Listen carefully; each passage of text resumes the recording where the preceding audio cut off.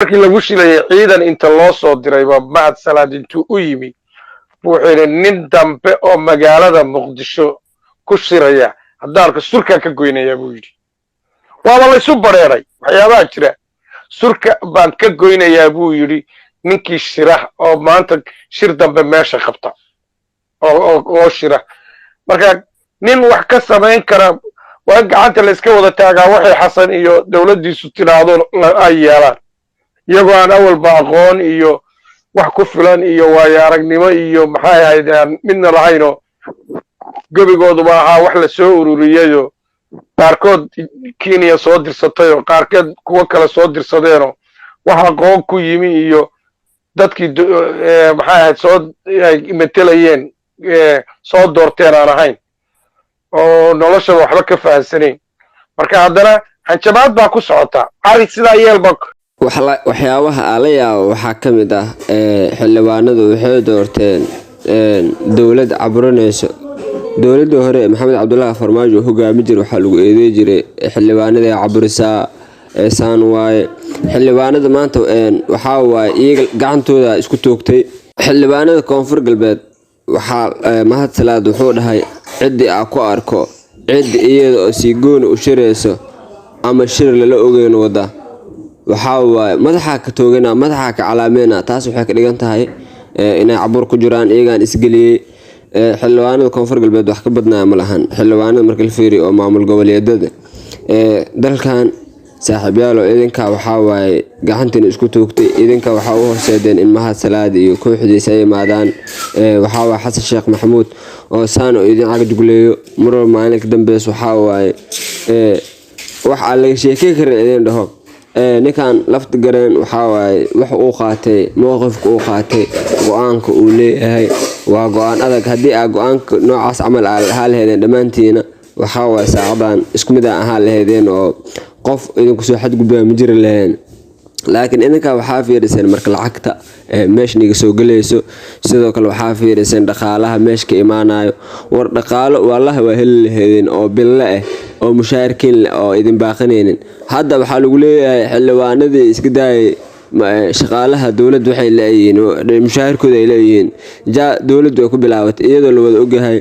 madaxweyne maxamed cabdullaahi farmaajo 6 bil oo ka dambayso mushaharka isagoo bixiyay aad musuqmaasuq waxaa lagu leeyahay cirku isku sii shareeray marka dawlad oo waxaa waaye haybadeeda aan la garanaynin oo shacabka Soomaaliyeed weli waxay xasuustaan dardaarankii maxamed cabdullaahi farmaajo waxay xasuustaan arrimihii quruxda badnaa wadanimada ay ku dhehneed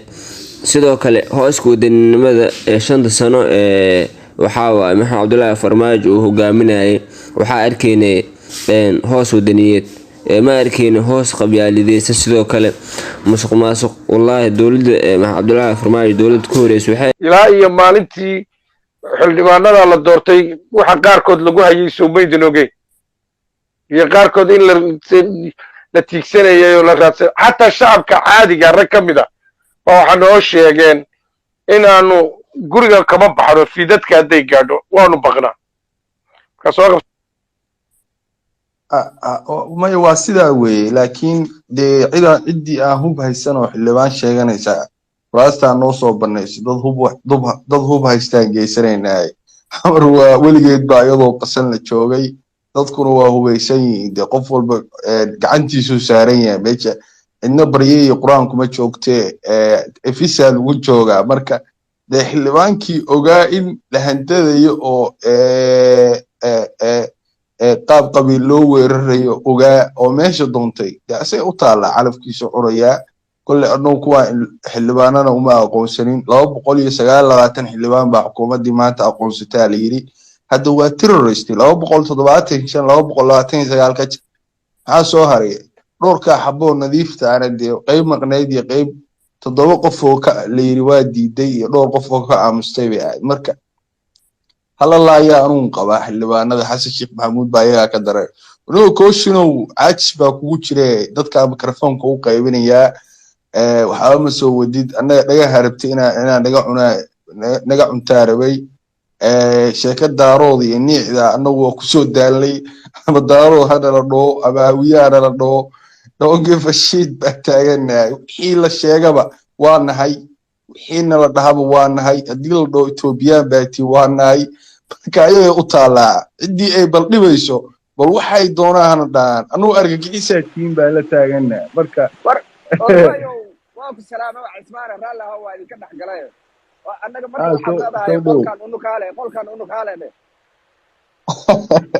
waa sida aa u dhigtay weeye qolkaa unukaale war kale kama furna marka hadal niica anagu marabnay jileeca meesha dagaal baa u soo galaa waad mahadsan tahay waa runta aad iyo aad wixii lagu dhahaba anagu waa nahay dee hadde moogtahay annaga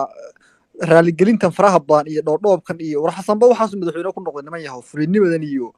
waxa naga daaya niman yahow xasanba dhiiqada intuu cagaha la galay iyo kursiga ugu sarreeya ku fuulay ma fahanteen annagoo dhalinyaro space ka joogna halkaa waxaan rabnanu ku hadlaynaa annagoo cidna caymayno qabaa'ilana u gafi mayno annagaa xasan wuxuu ku hadlayay annagoo kuma hadli karno waa ka xishoonnaa runtii qofka daciifka ee miskiinka laakiin annaga siyaasadeena kale waxyaabaha kalen ka hadlayno qofna loogu naxariisan maayo hadalka ugu adag dalkan marka wuxuu rabaa qof hagi karo oo hogaami karo dadka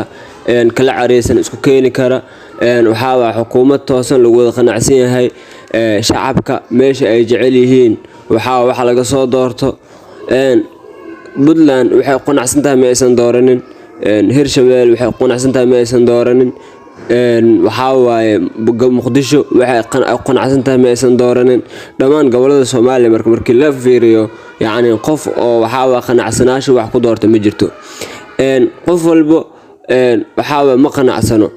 intaas marka waxaa keenay marka shacabka awood badan kuma lahan dawladda dhexe sidoo kalena dawladdan shacab ma dhisto laakiin maxamed cabdullaahi farmaajo fikirkiisu wuxuu ahaa in waxaa waaye la soo saaro ama uu soo saaro madaxweyne dalkan hagi karo yacni hogaami karo isaga laftigiisa ayuuba ahaabo yacni soo saari kara markii aa ku leeyahay yacni qof markii xildoon yahay baa la yaqaanaa maxamed cabdullaahi farmaajo qof oo xildoon ma uusan ahayn wuxuu ahaa nin ka go'an tahay inuu dalkan horumar gaarsiiyo waxaa waaye qofka u qanacsan marka shacabka marka waxay ku qanacsanaayeen waxa Cabdullaahi Farmaajo ku qanacsanaayeen isagana Farmaajo wuxuu ku qanacsanaa shacabka qofka ay ku qanacsiin isaga soo saaro marka hadii shacabka mar isaga ay ku qanacsiin waxay tagi lahayd isaga in dib loo doorto ilaan dalkan isaga dadka wax badan tusay dadkan xoog ma aysan ku taageerin oo waxa waaye iyo lacag in la isku soo aruuriyo lama dhihin maamooyin dhibaataysan in duruuftooda laga faa'iideysto $5 la siiyay war maanta banaanka isku soo baxay Farmaajo loo dabaaldega lama dhihin sax laakiin hadafka kaliya wuxuu ahaa bis oo maxamed cabdullaahi farmaajo uu lahaa qof cod wadankan si loo gaarsiin karaa si loo horumari karaa teeda kale maxamed cabdullaahi farmaajo qawiil kaligiisa waxa waaye ma danan jirin yacni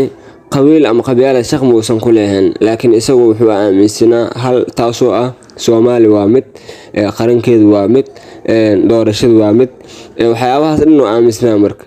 nolosha bini'aadamka sideedana waxay ku dhisan tahay yacni nabadda haddii nabad la waayana wax jira maahan dadka maanta baxayo Yurub iyo meelahaas aadayo dalkaas qof dhistay waxaa waaye isaga horumarsaday dadkiisa horumarsaday madaxweynayaashooda marka waxay ku imaadaan sida la yaqaano oo shacabkan ay qanacsan yihiin maanta dad badan waxay joogaan America iyo meelahaas ama dal shisheeye oo Soomaaliya meel ka baxsan ay joogaan markii ay fiirisid yacni waxay ku dulnool yihiin hoos ay dadka la dhisteen anaga marka sidee ku dhisan karnaa marka su'aasha isweydiintu waxay tahay anaga sidee ku dhisan karnaa wax anaga aan leenahay aan ku faani karno